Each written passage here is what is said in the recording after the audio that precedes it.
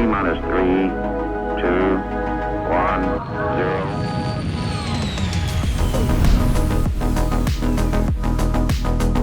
0. All right, welcome everybody to another episode of the Launch Sequence Podcast. Today we've got VoiDude with us to talk about the perils of Pyro. This has been a huge discussion since Pyro's come into the game, and much like a lot of things that happen with Star Citizen, the game's not prepared for it, and we can see the discussion that comes out of that. So I'd like to thank you for joining me, man. I think this is going to be a good one. How you doing today? Yeah, pretty good. Very happy to be here. Very happy to discuss Pyro. Pyro's been a lot of fun.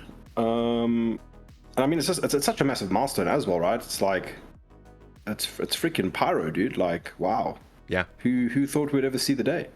Yeah. And now it's gone. Like it never happened. It's gone, ripped away from our grasps, like all of the great things in Star Citizen, such as hover mode. Yeah, we don't talk about that. So yeah, Pyro was only here for a little while because it's in a preview channel. It's not exactly a testing channel. It's kind of more of a marketing kind of deal. How do you think of that? Like, what do you think of them handling that? It allows them to be like, oh, well, we did get Pyro in this year, get some hype up, but also not have to deliver everything. What do you think? You know, as with many things in the game, right, a lot of the stuff is kind of like allured to months in advance, be it by Spectrum posts or leaks or rumors or devs letting things kind of slide or whatever. So it wasn't. I had kind of heard rumors that this is how it would be. We wouldn't be jumping through it, going through the actual jump point kind of a thing. It's not. Does that detract from the experience? Maybe, but I'm so into Star Citizen at the moment that it's hard to not. I think I was on a podcast previously where we kind of spoke about spoilers and what it's like to actually play the game this way at this stage and this early, quotation marks, because it's 10 years plus in development. Yeah. Is it possible to have the game spoiled for you, right? And I think it's that type of game where every feature that comes online just changes everything quite a bit, and like I see each like patch cycle as like a season, and there's just more exciting, fun things to do that no other game can really offer, right? So I'm okay with it. I don't think it was, at the end of the day, they know what they're doing, and it was necessary, right? Like, what was the alternative? The alternative was no Pyro. So what would you rather have? A world with a tech preview Pyro, or a world with absolutely zero Pyro? That to me, that's an easy answer. Yeah, I think they made what they had work, and because obviously they've run into some delays that were unforeseen, and as it is with server meshing just not working out how they want it to, they're doing what they can with what they have, and I appreciate that we get to see it. But I do wonder if that's going to lessen the impact of it later on. When we finally do get it a game, people are going to be like, well, everybody's been playing this for so long already. It's not that special. No, sorry, carry on. No, well, I was going to say, I do want to get more into the in-depth discussion here surrounding Pyro. For anybody who is joining us, we actually just lost our live stream completely. It looks like I'm having a graphics card issue with NVIDIA and encoding, so this will continue. It'll be released as you're watching it now, wherever you are. But I'm so sorry. I think this happens whenever I'm on your podcast. Like, I might be the common denominator here. I apologize. I'm not sure. The things that have just occurred, both the camera that happened and now the stream stuff, this has never happened before. I've never even seen this error message. It's a graphics card thing, so I'll have to get that figured out. I'm going to keep trying getting it back online, but for now, we're going to continue on. So, also my camera.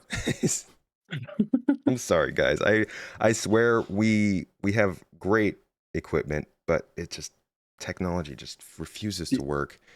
These are the perils of live stuff, man. Something always happens, right? Yeah, this is my adapter for my camera, and as you can see, they've made it with a micro USB port, so it's directional, and it has to sit like this, which means all the weight of the cord sits on top of this, and it's fractured. It's completely done. It's gone. So my camera doesn't work anymore, and I'm using my phone, and OBS apparently doesn't work, and my graphics card apparently doesn't work. So we're just going to continue on this with the things that do work. Hope you guys enjoy. Now, let's start with talking about Pyro. What CIG, in your opinion, has kind of angled Pyro to be? So, are we talking strictly what we have experienced or what the ultimate vision is? The ultimate vision, what they have said they want for Pyro from CitizenCon, from previous Star Citizen Live and Inside Star Citizen. I mean, it's the wild, wild west. It certainly felt like that. I'm not too sure. I don't think I've ever actually read anything that said, yo, this is what Pyro is supposed to be. I think there's still too much of the game currently missing to even know what that really might look like from a gameplay perspective, and like a what's the word, like a, you know, if there was a world that existed where you had been playing Star Citizen for a good 6 months, or like not even, right, maybe a version of Star Citizen that exists with a couple of systems in it, right? This mystical, magical, you know, experience that we could maybe one day actually have. Yeah. What would Pyro be alongside a Nyx, an Odin, a this, a that, a Stanton? How would it factor into all these things? What would, because from a purely what I've experienced point of view, what, you know, what is the, because this is the thing about Star Citizen that I love, is that it really emphasizes high risk, high reward gameplay. Mm-hmm. But from like actually looking at Pyro, what is the reward? What is, because it's high risk, certainly, right? It's insanely high risk because of, you've seen the way people treated Pyro. Yeah. So it's insanely high risk, but what is the reward there? Because it kind of feels like the backwater hole that's already been mined to death. You know, what is the what is the lucrative stuff there, right? I'm not too sure. Like I'm not too familiar with the law and all that kind of stuff. I'm sure there's good reason to go to Pyro. There's good reason to take the risk. I'm not too familiar with what the high reward would be. Yeah. But from what we got to experience recently during the tech preview thing, it's just, I think it's overshadowed by the fact that it is this glorious new system and everything just looks amazing. Everything is just so shiny and new, and you know, you've got all these Star Citizens who have been chomping at the bit for anything slightly different to Stanton for so long, right? And we finally got that, and everybody just went in guns blazing, right? Which, I mean, you expect this, right? You take all the comrades offline, and you have this notion that it is the wild, wild west, lawless space. People are gonna treat this place like it's a battlefield, man. Yeah. And contrary to popular belief, I don't necessarily want Star Citizen to be that experience, right? I always liken it to something like the DayZ experience, right? In the early days of DayZ, you had this potential, although the way that I perceived DayZ before I understood DayZ was that, you know, you had the zombie apocalypse, right? There were zombies everywhere. Mm-hmm. But what ended up happening was that the environmental threat, the zombies, the PvE event or portion of the game was never threatening enough, and it was the other players that became the threat, right? So DayZ quickly derailed into, you know, it might as well have just been Call of Duty on a really big map. And that's kind of what Pyro became now for this tech preview. Yeah. And that's, you know, I mean, I don't see it as a truly negative thing, or I don't think people should be disheartened at this approach, because it's the first time we got it. Everybody's super excited to jump in there. It's the very, very first iteration of how they expect this thing to work. There's probably reputation stuff coming to make this iron out a little bit better, right? Because while there is a degree of fun to having that experience in Star Citizen where it's like DayZ in space and everybody just wants to shoot each other on sight, long-term reputation stuff would go a long way in solving this issue. And I think that's probably the ultimate answer to a lot of the discussion points when it comes to this kind of a thing. But if you look at events like the ability to, you know, zero armistice in Patch City, right? That was like a massive thing that happened, and people were like literally spawn camping the habs and stuff like that. You know, people got very upset, calling out people who participated in this atrocious behavior, wada. To me, it's like, you know, I come from games like Battlefield where EA have left ridiculous map designs in that allow this behavior to occur. And in a situation like that, you don't blame the players. You blame the level design or the developers for allowing this to take place in the first place, right? Mm-hmm. And I see no difference between that and Pyro. Yes, it might have been a bug for that particular habitation zone, but we experienced it. Some people got upset about it. I don't think you can use the argument that Pyro is, oh, it's a test environment, you guys shouldn't be running around killing everybody. I don't think that's a valid argument because, hey, that's just part of the test, right? Getting ganked like that is part of the... Gank's a strong word, but, I was thinking of the word grief. Getting ganked like that is just part of the test. It's all part of the experience. You kind of signed up for it, right? Nobody's forcing you to be there. Yeah. The reputation bit's important because people think Pyro is just supposed to be... You called it the Wild West, and I think that's more literal than people think, because when people refer to things as the Wild West, they think it means there's no law, there's no protection, there's no authority, and that's not true. The Wild West was wild, but people were still there to stop you if you got out of hand, and that's how Pyro is. Like, it's not like what we're seeing now, as you said in Pyro, where people can just randomly murder other people, is how it's going to be in the future. Not only is this a game company making this, they're not torture people. Okay, they're trying to make a fun experience, but they haven't added any of these things, and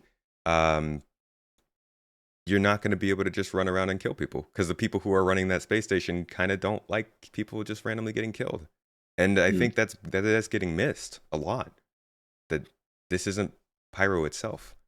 Yeah, you can absolutely envision the idea that, once these, because they very clearly distinguish these three groups there, right? There's the headhunter, or even four groups, right? There's rough and ready headhunters, Xeno threat, and then the citizens of Pyro. There could be more. You can completely imagine a world where if your rep is high with one and slightly average or below average with the others, as soon as something happens, they could be there to have your back, much like a Crusader security or a Blackjack security rocks up to help you in Stanton kind of a thing. Yeah. So yeah, I think it's, people just need to kind of take it for what it is, try to enjoy the experience, get rid of a lot of the preconceptions that you may have. Because Star Citizen, it's in a weird space, right? It looks incredibly polished and it looks like a complete game. But mechanically speaking, it's not quite there yet, right? Polished. So visually, it's polished, right? I mean, visually it looks amazing. But and I think that can also lead people to be to have that what's the word I'm looking for? That misconception, right? It's like, no, I'm playing this game. I bought my ship because I think that's also a big part to play with it. Is you've got people who just purely because of the business model of the game. Even though at the end of the day, if you look at it objectively, it's a $45 to $60 entry, like ticket to start playing the game. Mm-hmm. Everything above that is on you. You've decided to make these choices.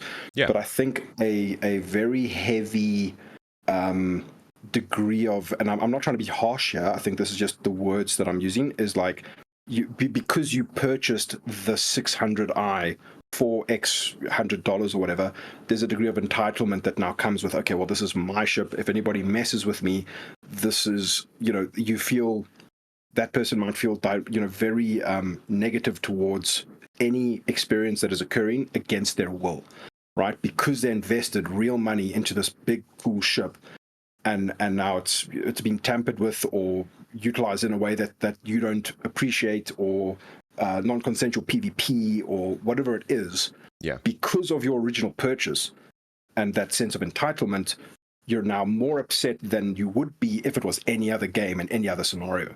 You know what I'm saying? The amount of money people have in this game definitely changes the way they react to stuff. And but we can't help that, right? Pyro is not the last star system to get added to this game. We're going to go through this a lot of times. And I think less than people understanding what Pyro itself stands for and more understanding the whole point of the game and the whole point of having different star systems is something that they really need to improve the communication on so people can get this. Yeah. I think you mention this often, at least whenever we've spoken. At this point in time, it could just be a simple communication issue, right? It could just be like, hey guys, listen, this is going to be the first iteration of Pyro. XYZ mechanic is missing. It's going to be rough. You're probably going to get ganked. We can't control the players. We don't want to control the players. At least communicate that, right? And then see how things go, right? Because as soon as you've got these kinds of, not rules, but like, as soon as this doctrine comes from CIG themselves, people are going to argue it. There's going to be drama. There's going to be all this kind of nonsense that we've seen at the end of the day. So, you know, no matter which side of the fence you fall on, at the end of the day, you know, I just play the game for fun, and I hope other people do as well, right? But the problem comes in is that Star Citizen is quite a time sink. Yeah. Just to do anything from getting from A to B, half an hour, then the game begins, kind of a thing, right? Yeah. So I can see where people get upset about it, and I get upset as well, right? It's not like I'm impervious to this kind of stuff as well, especially from a content creator perspective, right? You could have done all your things and had your fun and, you know, experienced the game that you wanted to experience. Now you want to go get some footage or something, and you're getting ganked or something, and that's just like, oh, that, you know, you want to rip I don't have any hair left, I would just want to rip it out, right? But that's, again, they need to fix that. You said don't hate on the player, focus on the game giving those options. Like, Exactly. we're not even in a position where, if you don't want to play a game where you have to spend an hour to play and then possibly get that wiped out, don't. That's what I tell people, because there will be things in this game that make that better. We'll be able to self loadouts to lockers. We'll be able to log out on our beds. We'll be able to log out at an outpost and then run local missions that are right there that you can get to in 2 minutes. Like, there's so much content that's going to make this game feel better for the time taken. And I think that's the most important thing is, at the moment, 99% of the time you play, you're starting back at the station. You're starting back at the planet. Whereas, you know, as the server stuff has gotten better and better, and the recovery stuff has gotten better and better, you can see even between crashes, you're back where you were. You're back in your ship at the place that you last left it. You know, and with that kind of stuff coming online more often, and then the death of the spaceman type stuff, people taking, you know, for me it all boils down to meaningful decision making, right? You will be less reckless, or at least you should be, right? I mean, there's going to be edge cases, there's going to be exploitation, there's going to be, you know, multiple accounts, alts, all that kind of stuff that could severely reduce people's concept of being threatened or concept of not caring, right? I think that's the genesis of a lot of the issues that come with this heavy PvP style of gameplay that people have been seeing in Pyro. It's like, cool, you're making this decision to enter combat. If you die, the time sink has got to be real to make people not want to necessarily engage in that combat all the time, right? But that's a double-edged sword, because as soon as your time sink is real or your consequence for death is too extreme, the person who is not doing the ganking is probably going to be the one most affected, and that's also not a good thing, right? Yeah. And at the end of the day, an MMO, we've seen this statistically in other games like World of Warcraft or practically any MMO, the PvP communities usually make up a much smaller percentage of your casual to hardcore PvE geared players. So I don't want to see CIG not take care of them. You know, I want to see PvE players or guys who never ever want to engage in PvP. I want to see them have their experience that they want as well. You know what I mean? There's no, I can imagine that for certain people like that, if they get messed with by pirates or something like that, excuse me, and they end up going to jail, that's fantastic, because jail is incredibly punishing. Going to jail in Stanton is a game ender for certain people, depending on how late you are into your evening of gaming or what, you know, the time of the day, whatever your circumstances. So I think that the punishment for crime in the game is actually quite steep, and that's a good thing. I definitely think there's room to improve on it. But oh yeah, it's like bare bones at the moment, but still, it's you go to prison and it's like, okay, man, I'm not going to deal with this, I'm out. You know? Yeah. And I think, you know, if you were looking for like a system like Pyro, and you wanted to make it a place where, because Pyro is very clearly going to be, I mean, I don't play many MMOs, but I know this kind of thing exists in other games. It's dangerous land. It's the PvP zone, the dark zone. The comparison is like nullsec, right? It's like there's no infrastructure there. But I mean, even in a game like Eve, people find a way to like grief, gank, and ruin your day, even if you're in high sec space, right? Star Citizen might be no different, right? Yeah, but again, it's different because there's still security, right? It's just Xenothreat. And they will whoop you if you don't do what they want you to do. And I'm thinking, you could make a system like Pyro, where instead of, because I see Pyro as the opposite, not economically, but at least thematically, to Stanton. If somebody wants to say I'm a lawful player, sometimes I will attack factions in the verse. Some of them don't like me, but I work with some of them. Sometimes I do some mini crimes. Most of the time, I'm a good person. Then I see the opposite person being able to be in Pyro and say, I am an unlawful player. Sometimes I attack the factions. Sometimes I don't. Some of them like me. Some of them don't. It's the same idea.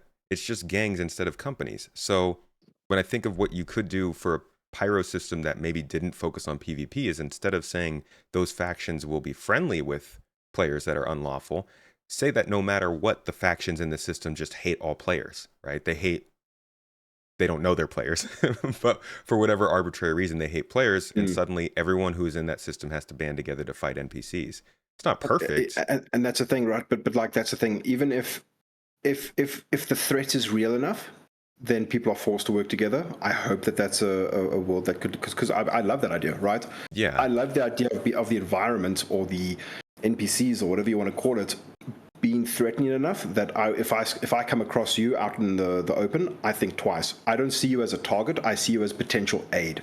Yeah. I would love for that to be a mechanic, right? That's kind of how I envisioned Pyro before I experienced Pyro.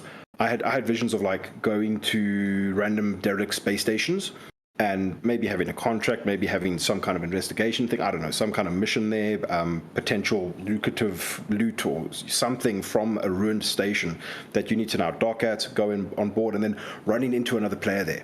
And then not shooting him on sight, having the communication and saying, listen, this place is so flippin' dangerous, let's work together for a while, accomplish the thing, and then once you're done with this, ruined station environment, PvE objective type thing, then you're back, you get back to your ships or whatever, then there's the opportunity for that player versus player betrayal, or cooperation, or whatever it is, right? That's kind of how I always envisioned Pyro being.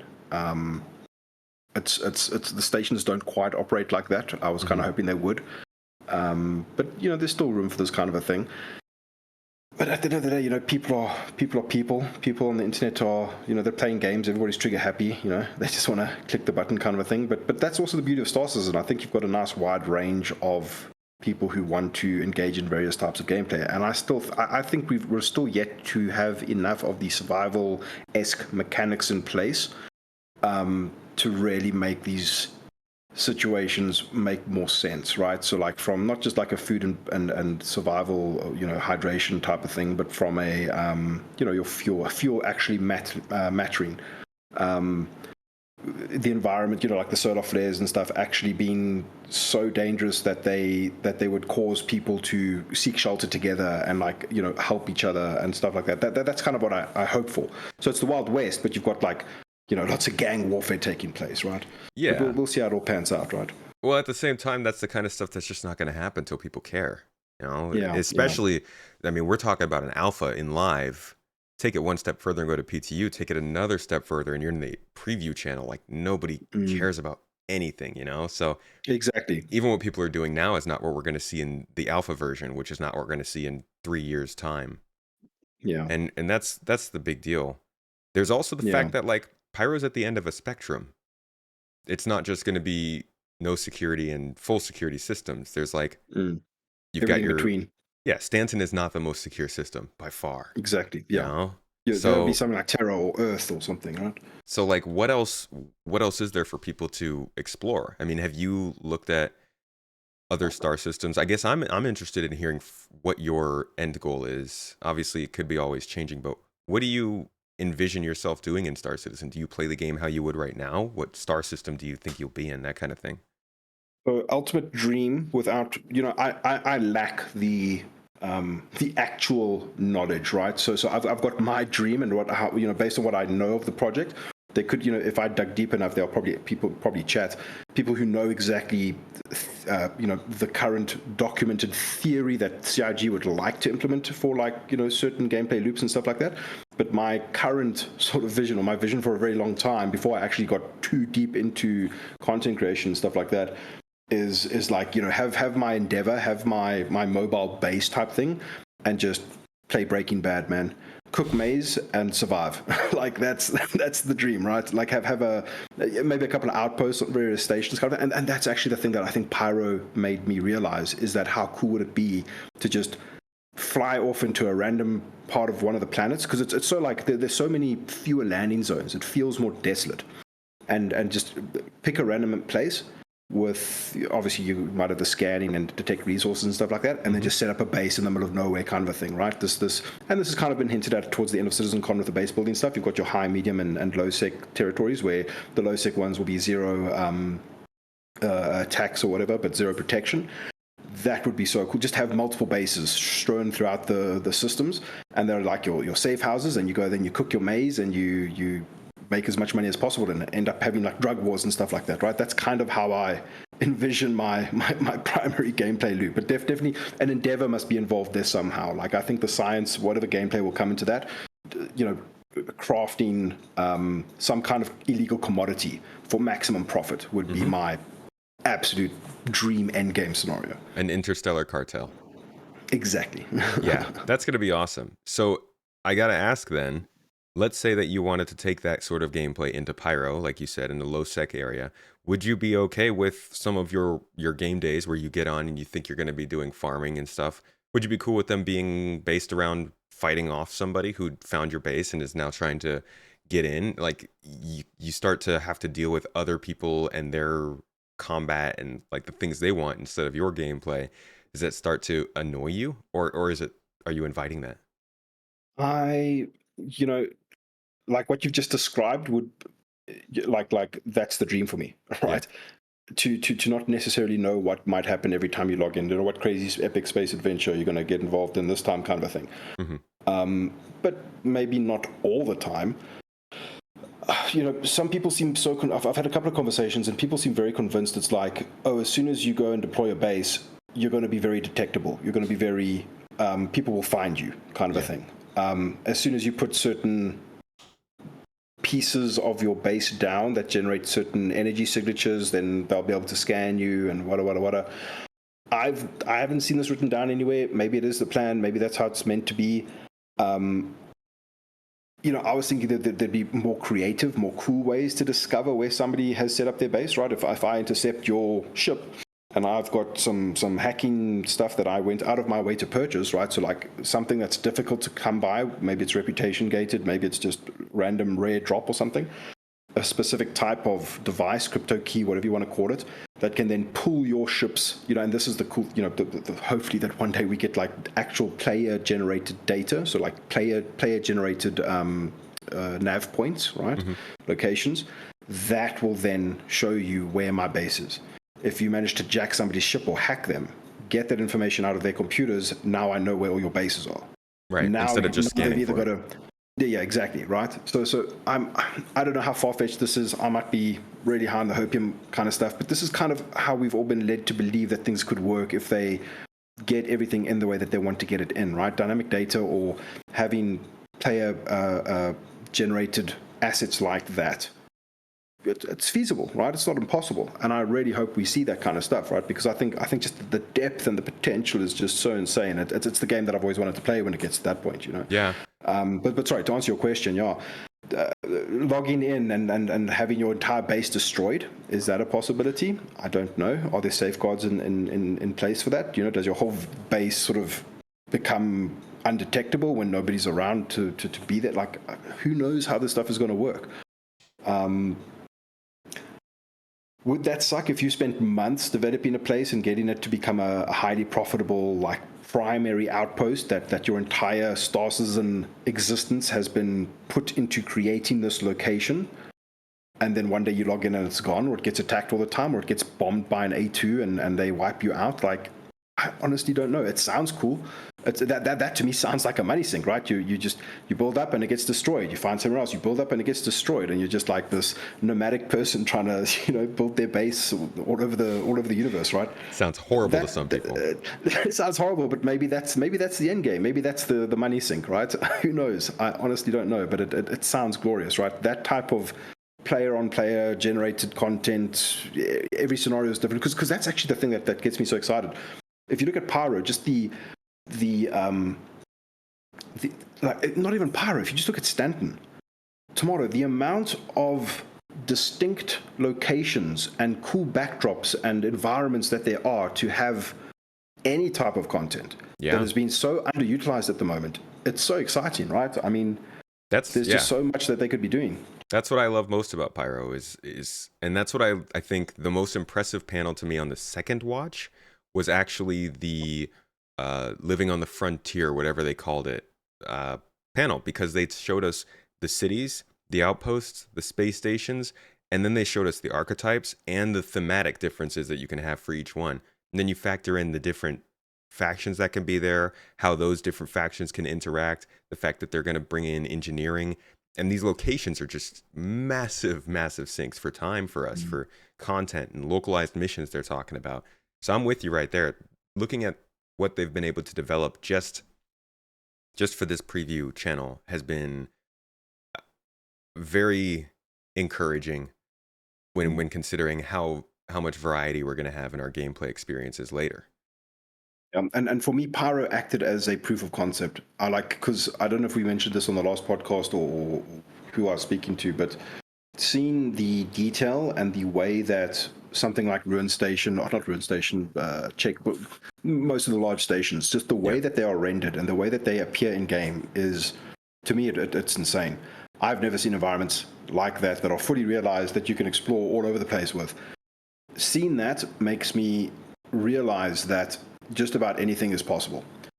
All the crazy locations that you may or may not have read about in the lore, like Spider System and all these other places that sounded impossible to visualize in the game or to render in the game, after seeing Pyro, there's not a shadow of doubt in my mind that they can pull off literally any environment now. It is insane. After seeing Pyro, I am so incredibly excited to see what they do with Levski. Because the concept art for Levski is so much better than what we had in the game before. And now seeing Pyro, I know that they can nail that concept art. And it's like, the vibe of Levski is different from anything else we have in the game. Yeah. The one thing that I was kind of not concerned, but like that I've just felt weird is that Pyro nearly feels over-themed. It's like once you've seen one station in Pyro, you've kind of probably seen them all, kind of a thing. It's kind of similar to Stanton, right? They've got their theme, and then it's consistent throughout the entire system. I think that might get dangerous unless they've got plans to change it, because now it's like no matter what system you're in, there's very little diversity visually.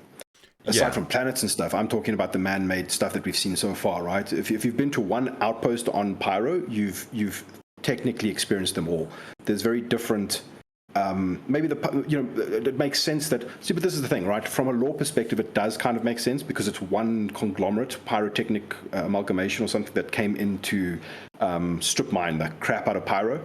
Now it's like it makes sense that all of their tech and stations look the same. I just worry from like a gameplay perspective that might become a little bit fatiguing in terms of experiencing the same visual style of content no matter where you go in a system, right? Aside from the planets are beautifully diverse and insane, but as soon as you look at the stations in particular, they're kind of repetitive. I just wonder if they've got, maybe we just haven't seen the system where, Crusader has an operation here and the Drake manufacturer has an operation here, and the guys from Stanton or something like that, right? And then you've got like all this diversity in a particular place, right? I mean, look at Stanton. The difference between what you see on Crusader and what you see on Hurston, very different. So that's kind of what I hope to see more of going forward. I just thought it was kind of strange that Pyro was so hard themed. It was like every space station is a 90s laser tag arena. I think what you're talking about, I actually did a video on that earlier today for space stations, is something that they're doing, and we're seeing the start of it with the themes allowing there to be independent and different faction themes with the space stations and outposts. Yes. It's kind of the beginning, and I think for a while we'll be in this sort of weird stage of like they're adding assets, but they still feel samey, just because it's going to take a few systems, before they can get that library. I'm going to bookmark that video right now because that makes so much sense. It would make so much sense to have something themed Xeno. It's all kind of samey, but this one's themed more Xenothreat, and it's got that Xenothreat flair. This one looks very rough and ready, and it's got a rough and ready flair. That would be insanely awesome. That would be like, and that's also smart from an asset design point of view. You know what I mean? Like, yeah. Yeah, and then they can also we have like refinery versus cargo space stations, so they could have like a pirate themed cargo space station versus an independent themed refinery Mm. space station. And then depending on the economic status of the system, maybe there's smaller companies, bigger companies, maybe that changes based on the economies of the system over years. I don't know. But Yeah, that's the that kind of makes stuff so they much sense. have talked about in the past, Mm. and I hope that that's, what they follow, because I agree with you. At some point you're like, okay, can you guys clean up one of your space stations at least. Um, Talked about Nyx a little bit back there, and we know that with Pyro in the game. Okay, Pyro in the preview channel that's not in the game yet, but Pyro is like it's very much been a focus. Nyx is where Levski is. It's kind of what everyone expects to be the third system. There's also a couple other possibilities with Castra, Terra, and Magnus. Um, but like we know a lot of these systems from the lore. You mentioned the spider. There's just a Mm. ton of places you can be. I want to know from your perspective, what is the perfect star system for you? Is it lawful, unlawful, in between, in economic squalor? Is it the center of the verse? What are you gonna look for in this game? So I remember, I want to start the game one day and just be in Terra, and then have a good time in Terra, right? That new play experience in Terra, whatever. Kind of like I'm gonna liken this to something like World of Warcraft, where if you played World of Warcraft for the first time, you chose Alliance or Horde, and then you would have your Stormwind, right? Your capital. And then then as time went on, you would probably very infrequently go back to Stormwind, right? As new expansions came out and new capitals came out, and these would be the centers of the universe as the game went on. Mm-hmm. Then on the odd occasion you would return to Stormwind and be super nostalgic, right? I really hope to have that kind of feeling with Terra. I hope that Terra is like it's like a place, Terra or Soul or whatever it ends up being, your Stormwind of Star Citizen. But then only return later. In terms of the type of system it's definitely the frontier type stuff, right? So I can't remember names and stuff. I used to read a lot of the lore many years ago. I've forgotten a lot of it, but I remember reading about a system that was, it kind of sounded very similar to Pyro, but not quite as where Pyro seems like it's intentionally a hellscape because it's been strip mined and because the sun is exploding every 10 minutes. It's like literally hell. Yeah. It was less like that. It was the key phrase, the key word was frontier type systems, right? And I always kind of imagined myself in a place like this. I don't have any current examples. Mm-hmm. I'm a little bit shy in the knowledge on that hemisphere of the game, but that type of vibe. So like imagine Pyro, but like let's take it down a couple of pegs. I think that's kind of where I would love to flourish with, the guys that I play with, cruising around on a Kraken and doing like Merc/Piracy type stuff, right? That's the dream. Honestly, that sounds kind of like Nyx. Oh really? Yeah, Dalamar. because Nyx Dalamar's is the planet, right? With Levski on it. Delamar is actually an asteroid. Yeah. So a planetoid. Yeah. Yeah, it's like a planetoid. I don't know how many planets are in Nyx, so that might be a problem. But as far as systems go, it's relatively untouched by the UEE. Like they have a presence, but it's seen as a free system. So it's frontier Mhm. living. It's definitely not as dangerous as Pyro because there is a central authority there. I think it's the United Citizens of something. Yeah, and they're like an independent militia type organization that kind of Yeah. runs Levski. Yeah. Um, I lost my train of thought. Damn it. Sorry, Tomato. Sorry, carry Well, on. no, it's I fine. was I going to mean, ask you you were something because you said something now that really excited me. No, sorry, I'll get back to it. Sorry. yeah. Was it right now or was it a little while ago? No, it was right now as you're talking about Nyx. Oh yeah. Something triggered a memory because we used to have it. It used to be in the Yeah, we Stanton used to system have for a while, right? Delamar, Yeah. and it was actually the first place they brought in for us to do planetary landings, and they took it out with Microtech. But this is a place that is not necessarily lawful, not unlawful. It lands really centrally in the middle of Stanton and Pyro, Uh, which I think makes it a good third location. what I wanted to ask you was, where is Nyx in the chain of jump points? Is it like between? Can you access it from Stanton? Is it like? Yes, you Is it access okay? it from Stanton. I do not believe it connects to Pyro. Okay. Yeah. So I believe it is the last, and I'm not going to be able to. This is where we need AstroPub, man. I don't know exactly where it lands in the lineup, but it is an interesting system. I think looking at what they've done with Pyro, they're probably going to do a decent amount of retcon with Nyx and make it so that there is a lot more area for opportunity. I think Nyx will probably be the kind of planet or star system where they can kind of start to test base building more, because a lot of land, more safety, and a lot more kind of free space. But I don't know. So do you reckon Nyx is like a medium to low or like a medium to high sec type of area? Medium to low. Medium to low. Yeah, Yeah. That sounds like Pyro is great and all, but it's like maybe it's like Australia, right? Everything there wants to kill you. We would, I think, you know, and the absolute end game kind of thing. That's kind of the experience I want, right? Is like going from, say, you decide, cool, let's take the Kraken and all of our ships, all of our resources, our entire org, let's take it through the wormhole and go chill in Pyro for a bit. Then deal with all the consequences that come with that. Oh, so the flare came at the wrong time. You've knocked out, you know, now your Kraken needs serious repairs and refueling. You're stranded in Pyro for a while, kind of a thing. I mean, how great does this sound? This just sounds amazing. I want to play this game. You know what I mean? Because now all the emergent gameplay that comes from that scenario, because you made the decision to go to Pyro with your entire org and all your assets and resources, now you've got all this hell to deal with, right? And from that come the best stories. So I would just love to experience this kind of stuff one day. Yeah. So I'm seeing that Nyx is connected to Pyro, Cool. and not Stanton. Okay. Yeah, connects to Pyro interesting. and Odin. So I think it's part of that.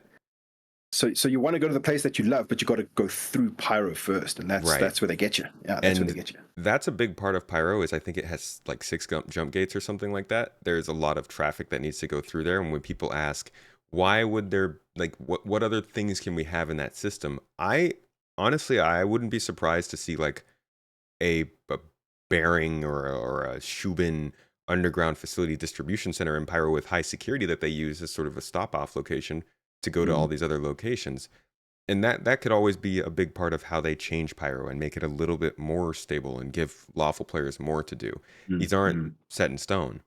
And so, yeah, no, Nyx... and I mean, if we're going real far sort of ultimate plan here, there could even be an ebb and flow to the way systems behave, right? I mean, they've teased and spoken about gentrification of areas and dilapidation of areas, right? So it's like, depending on the big overall sort of economy thing, Hurston could rise and fall depending on certain factors, right? This is, I'm going to start sounding like Tony Z kind of a thing, but isn't that the end goal? Yeah. To have maybe and also the overall picture, like I believe this is something that they want to do, is like have players engage and interact with the politics side of things to sort of steer how the overall narrative of the game shapes, right, based on player actions or decisions or voting or something that then decides, okay, cool, now we're going to have this type of emperor, or now the UE is going to go this way, and that affects things, right? So maybe in 20 years we'll see a rejuvenized fixed Pyro, right? Like where it's the most peaceful, happy place in the universe. Who knows? I don't know. That's a cool thought experiment. It could be really interesting, and we've seen some kind of focuses on that hopefully happening with things like Operation Pitchfork. Yeah, exactly. These things have been floating around for a while now, right? Yeah. Okay. Let's shift a little bit here. I have heard about a recent video you put out. I think you put it out yesterday, some Pyro gameplay. Let's talk a bit about that. I don't know what you did, but people are saying it was very fun. Why don't you lay out the kind of premise of what happened? Excuse me.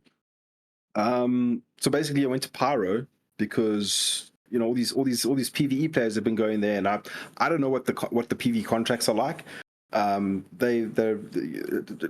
People could be going there to kill all the innocent people of Pyro, right? They're just helpless NPCs, and they need a bit of they needed some protection, right? So all we did was rock up at one of these outposts, and this was the definitive Pyro experience. It's like you go to an outpost, you choose a perfectly random place. We happen to be Multi-Kroon and Anvil Karak.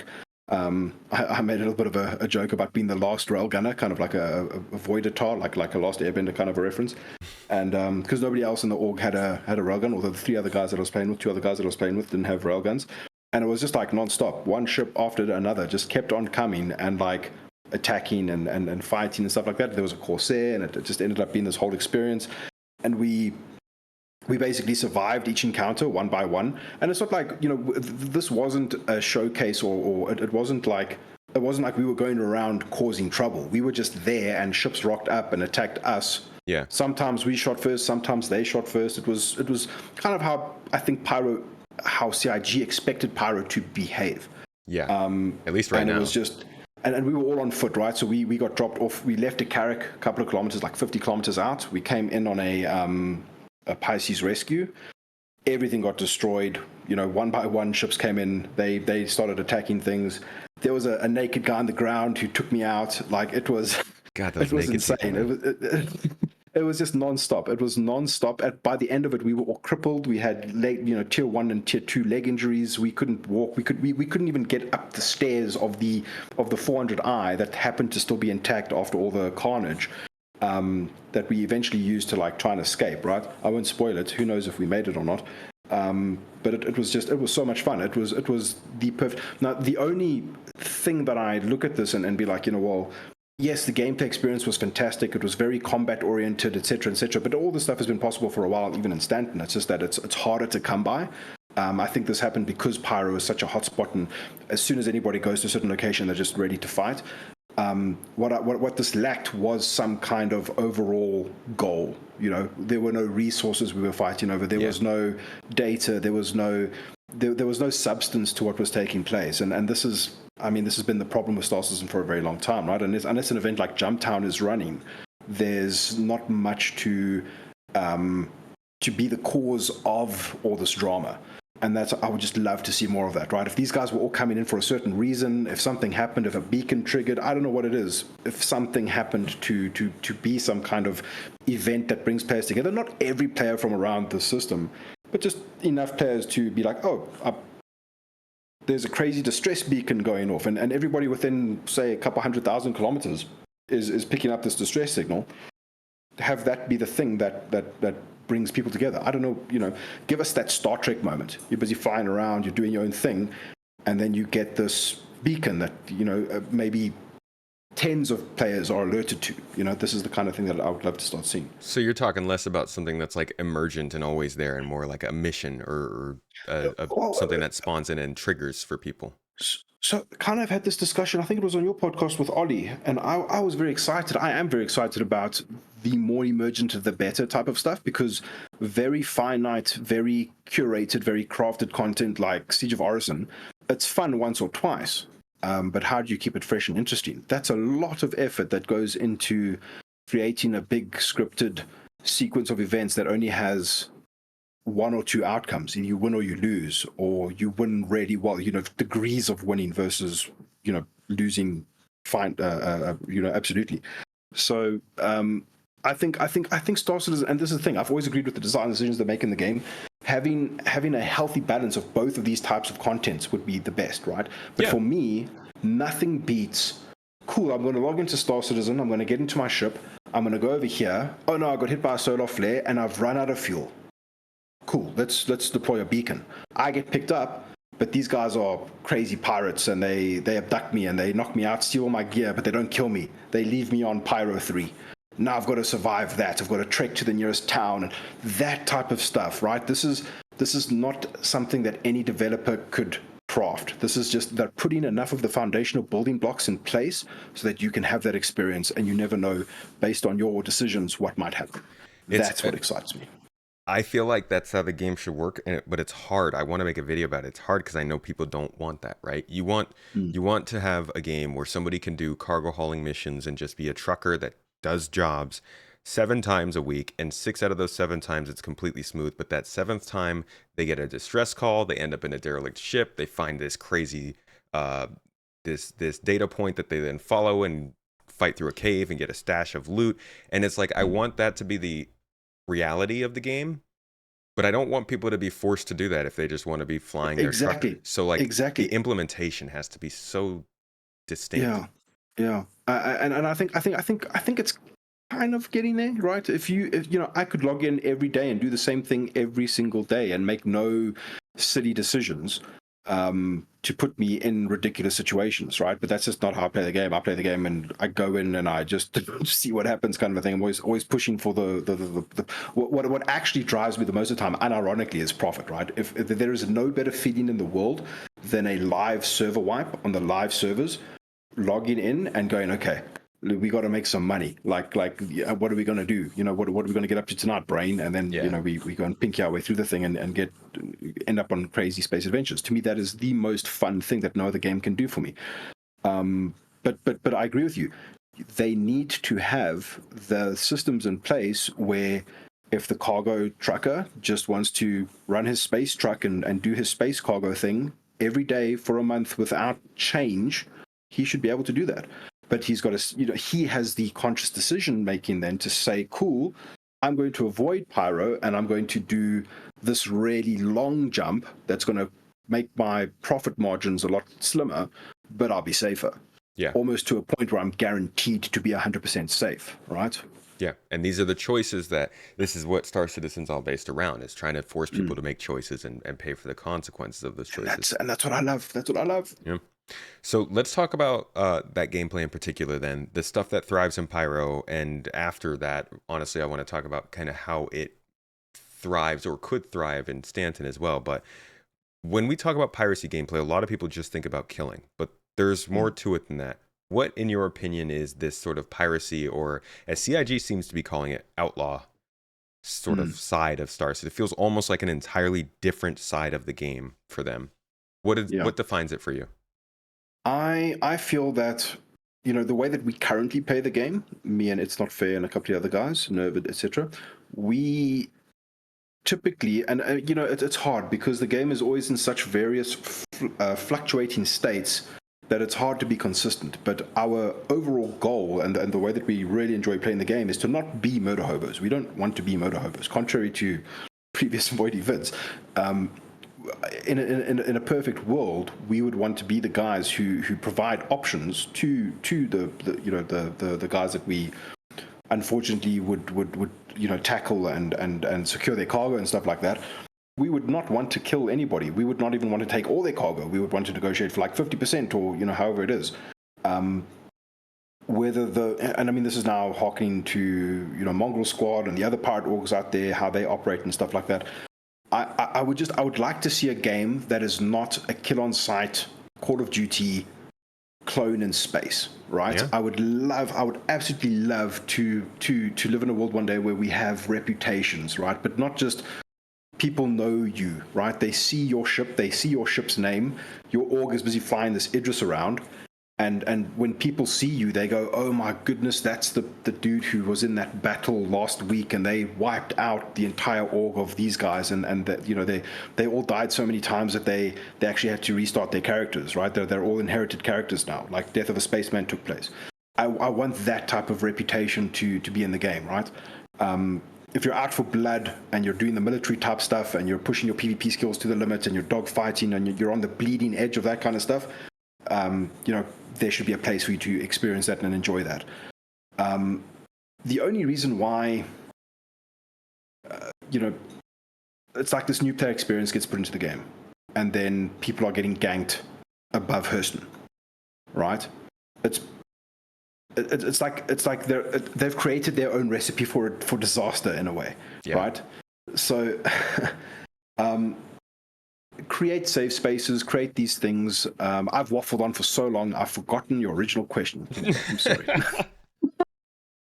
I'm gonna let you sit there and think about it and get. No, I'm kidding. I was asking what is all encompassed in piracy gameplay. It's like you said, it's not just killing people. Yeah, exactly. Yeah. So having that the actual player reputation portion fall into it. Like imagine being able to see, oh no, pirates are on the horizon, they're about to whack us, we've all been QED'd. But then you see the name and you go, oh, I've heard of these guys before. They're not murderers. They're pretty chill. We can negotiate with them. They're probably going to try and intimidate us. That kind of, imagine a world where we lived in where that was possible. To me, that is so much cooler than they're all grokked up, blew you all to pieces, and scavenged the leftovers, right? That I mean, you can do that in any game. Yeah. Having and the key components here is like having good a good user experience when it comes to hailing and interacting with other ships. Right, I desperately want that Star Trek experience where you come across another ship and it's very obvious that they're going bloop bloop bloop bloop, hail, cool, I can talk to you, we can discuss what's happening, oh, what's your status, what's my status, can we help each other, end the comms and move on with our lives. And it's not always a shoot fest, right? Yeah. That's what I want to experience, and that would take piracy a long way as well, right? Piracy could even be like paying for protection, escorts on that overpriced escorts that just happen to rock up at the right time and then see you safely through a section of space and then just ask for a bit of a toll, right? Yeah. That's also that's so much. And if the guys play ball, it's fun. Everybody gets a story out of it. It doesn't always have to end in violence. I hope that this is the kind of stuff that we'll start expecting. But people are people, and DayZ, games like DayZ and Rust have shown us what really happens in these situations, right? Yeah. Yeah, and I think the whole idea of hailing people is one of those key features that people are kind of like, man, I wish you would put this in early, because it's going to help to define how the game works, how people treat and view this game, and the way that we interact and we regard the things that we do is going to define possibly the entire future of how people interact with each other in this game, whether it's shoot first or shoot later, whether piracy is considered killing people or if it's also smuggling. And I mean, I see, for instance, we run a group that does not allow for a non-consensual PvP. Outside of that, we allow for piracy. We allow for piracy missions if you're going up against PvE scenarios, and we allow for things like drug trading and smuggling. Now, I view drug trading and smuggling as an outlaw or pirate activity, something you could get arrested for, but we still do it. So there's a gray area, I think, when it comes to what actually counts as pyro gameplay or what counts as piracy, because there's also restraints. Kidnapping could be a thing. I love the way you phrase it, because like if you smuggle in Stanton and get scanned and caught, it's only out lawful once you're caught. Until you're caught, it's fine, right? But that rule doesn't apply in Pyro, because you'll never be caught in Pyro. You'll never be scanned. You'll never be told by some authority, oh wait, well maybe inter-gang faction-wise, it could be like, oh, the Xenothreat do not let you trade this good in Pyro. If Xenothreat catch you with this particular commodity, they will kill you on sight, right? Or they might ask for some of it, and you have to physically transfer it into their ship. Yeah. I mean, this is all very possible, right? I lost my train of thought again. But sorry. What were you saying earlier about? Just the idea that like there's different forms of piracy. It's not just killing. The stuff that you might be doing in Stanton won't be considered the same as in Pyro. The stuff that you're going to be, you might be a lawful group that's doing something that's considered unlawful for a good reason. You know, the world isn't black and white. Star Citizen isn't going to be black and white. And so when I look at the gameplay that people think is going to take place in Pyro, and they say, well, you know, keep all that stuff to Pyro.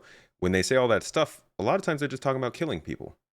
Yeah. I want to smuggle drugs into Microtech. Those people are crazy. They like to party, you know? Yeah. Also, I mean, ArcCorp's a big place, right? It's a lot of people on that massive city planet. It would be surprising if everything didn't go. So I mean, also like the non-lethal takedown type stuff, right? Maybe that ends up aiding piracy in a much more in a way that we haven't really considered yet, right? If you could board their ship, you know, disable and board, and then not kill on sight, but disable them, right? Non-lethal takedown them, put them all in the airlock, kind of a thing, and then threaten them and say, you know, we're gonna vent the oxygen in this room, so just hang tight for 10 minutes while we take some of your cargo, you know, and then leave, kind of a thing, right? If that was an effective method of doing stuff, you know, but at the end of the day, it comes down to the player. Like, unless bullets are costing you real dollars, players will shoot on sight. Exactly. So let's go back to Pyro and kind of how people have been taking it. The community has been reacting to it. Like I said, a lot of people are saying all this kind of gameplay should be in Pyro. This is a good place because now we know all of the players we don't like will be over there, and all the good players will be in Stanton, and everything's perfect, and Star Citizen lives forever. Um, how do you view it though? Pyro is obviously going to have an effect on Stanton, but So CIG knows how to control that effect. What do you think is going to be their desired goal for this system? let's look at the most extreme example, right? I think there was footage of Cutlet, Space Cutlet, and his crew essentially spawn camping Patch City. That became very controversial. A lot of people hating on them for doing it. It sucks. I mean, but the thing is, I come from games where spawn camping was a thing. It was in badly designed devils and stuff like that. It's a fault of the developer. In that particular case, in like an EA game, nobody went and said, "Oh, press tab, look at the scoreboard," and said, "You guys all suck. You're disgusting human beings. You're spawn camping." It's like, nope. The map is designed badly. This is what's happening. People are gonna people. I feel that very same way about Star Citizen at the moment, or the Pyrotech, the Pyrotech. You're going to jump in. People are going to say, "But listen, it's a tech demo. You're ruining people's experiences by shooting on sight, all that kind of stuff." It's part of the test.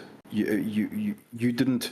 Nowhere did you sign up for the test that said, "Cool, I'm not going to get killed on sight by other players." CIG did not make a document that said, "Cool, sign this. Now you can go play Pyro. Just don't shoot anybody." They made it the way they made it, and that's all part of the test, right? You don't have to be there, And again, this way of thinking gets obfuscated by the fact that concierge members are allowed in. They technically paid, to get this type of access, right? That obfuscates things and makes it a little bit more watery. Well, I paid. Why are you kidding me? I want to test Pyro, I can sympathize with the plight, but at the end of the day, it's the first tech preview. It has been hyped up as the Wild Wild West. Give gamers a gun and no armistice zone and no consequences. They're gonna pull triggers, right? It's if you don't see this happening, at the end of the day, Star Citizen's the game. It is not this real life science fiction World 2.0. It is a game at the end of the day that they want to work and operate in a certain way. So yeah, I mean, those are my thoughts. Yeah, they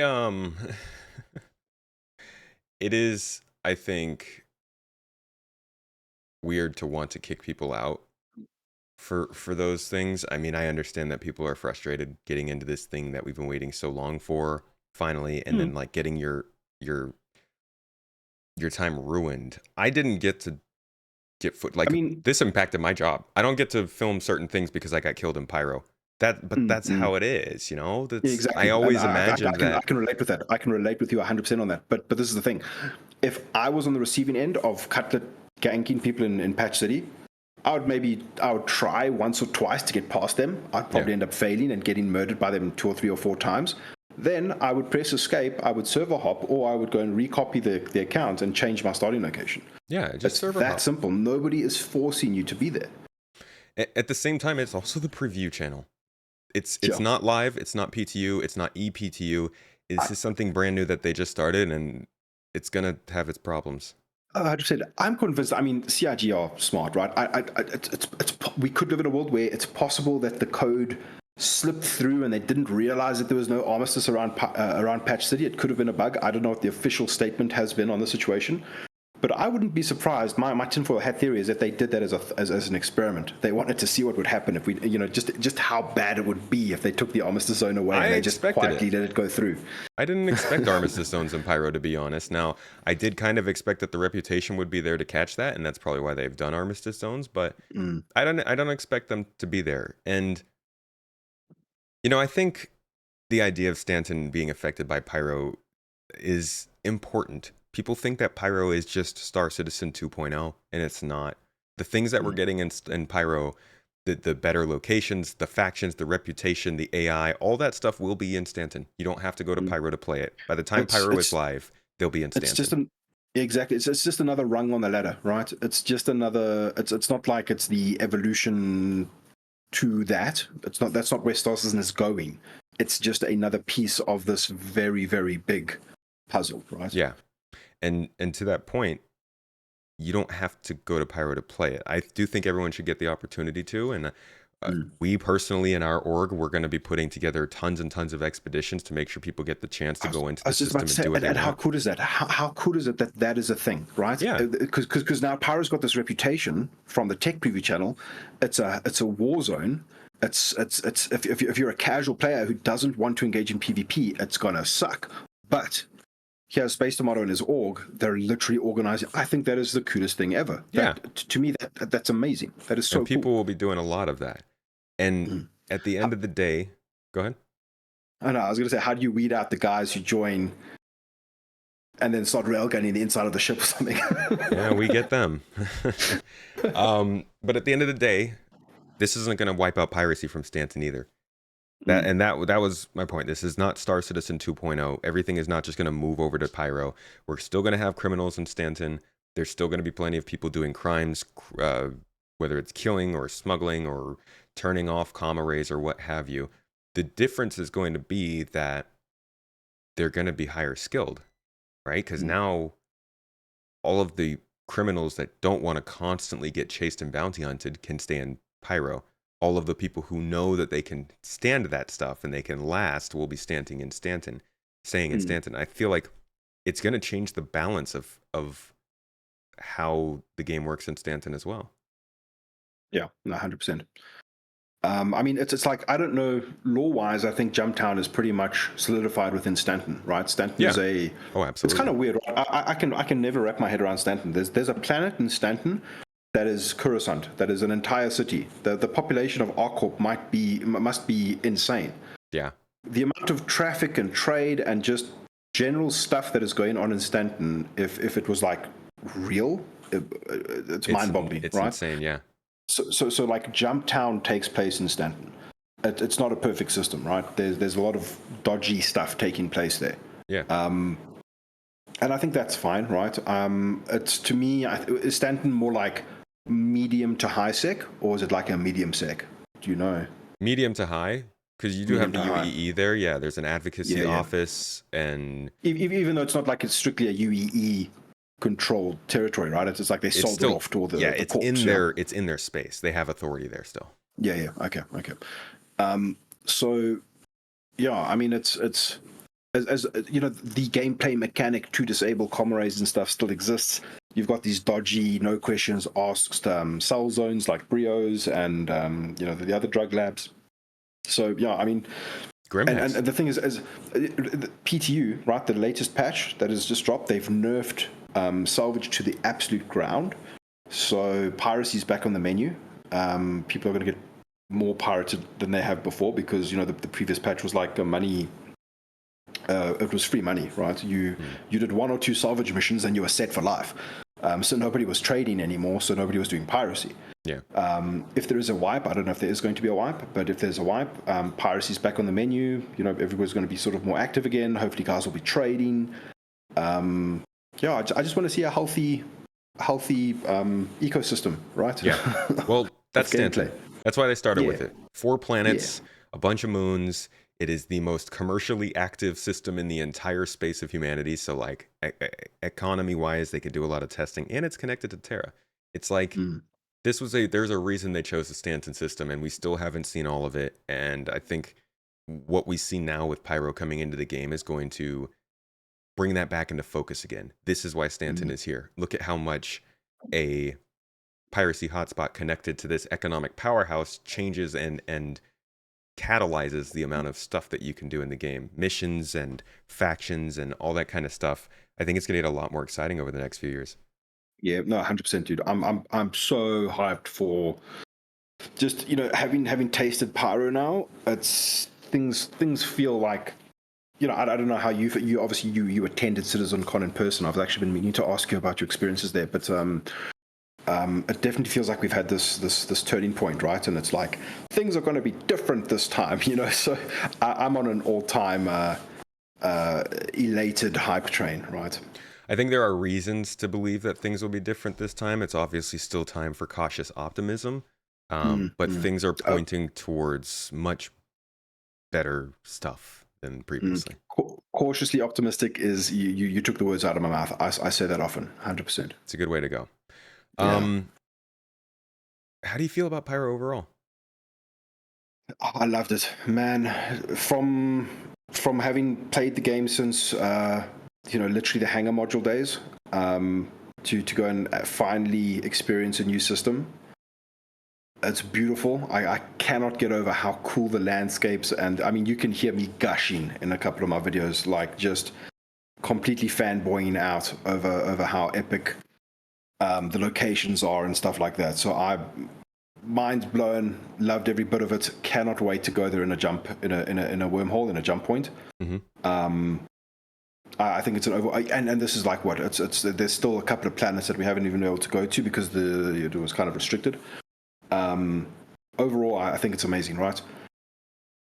The biggest thing is obviously like the servers. It's the same old problems, right? Until we get some severe progress on the way that the servers are managed, some optimizations there, some little bit of meshy here and there. The FPS you can see in the videos that I've done, the FPS combat is a desynchy mess. But again, you can see the potential, and that's why I'm here, because literally nothing else does this. Yeah, man.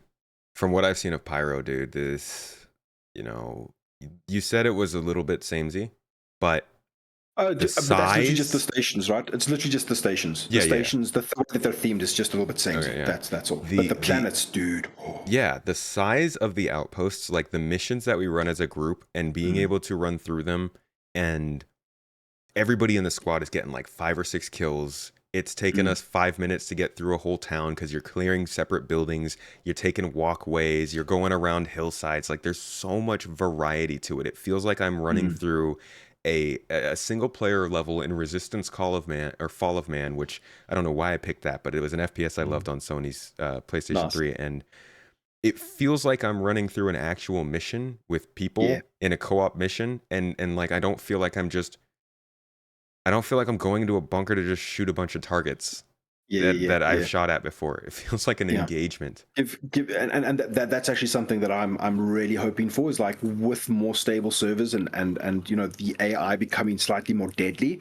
I don't want to be able to solo certain content, right? I want that content to be, not impossible maybe, because I mean I've kind of based a lot of my content around playing the game solo back in the early days, right? I still love playing Star Citizen solo to this day. I'll diversify, right? Sometimes I'll play solo, sometimes I'll play with my friends. But I would love to see, and I think that might be the plan for the UGFs, right? Is like they're the raid content. They're the content that you won't stand a chance in hell going solo with, in a world where AI behaves as they would like AI to behave, right? Yeah. Agreed, man. Well, thank you, VoiDude, for joining me today. I always appreciate having a good talk with you. And thank you for having me, man. I really love these podcasts. It's an honor and a privilege. Thank you. These are good talks. I enjoy having these sort of topic-based talks because we always get to bring on somebody who's passionate about the topic itself. And, like all good podcasts must have a name. Can you give us a name for this episode? Oh, the Boaty Mac Space Tomato Boaty Boat podcast. Oh, wow, that's so easy. That's so easy to remember. Boaty Mix. Okay, I don't remember it. It was a terrible. I was on the spot. I'm sorry. It was a terrible name. No, I liked it. It was good. Tell the folks where they can find all of your videos with more names for ships instead of podcasts, and where they can, I guess, follow you online. Yeah, cool. You can check me out on YouTube at VoiDude, and I stream on Twitch at twitch.tv/VoiDude, and I'm on Twitter/X, talking Star Citizen to Star Citizen people there as well. So feel free to check me out at those places. Community is thriving on Twitter for Star Citizen. I hope it sticks around. Yeah. All right, man. Well, thanks again for joining me, folks. If you're watching this on YouTube, thank you. If you don't like YouTube ads, I know plenty of you don't, and YouTube's starting to do more of that stop doing ads kind of stuff, or I guess start doing ads. The audio podcast has no ads, so whatever platform you like to use, morning commutes, hanging out at work, going on a run, love to be a friend in your ear. Talk about little Star Citizen. We do this every week on Launch Sequence and every month on Citizen Central, so make sure to check those out on the second channel or over on audio platforms. And one last time, give my man VoiDude a goodbye. Thank you so much for joining me once again. See you around, and I'll catch you all next week.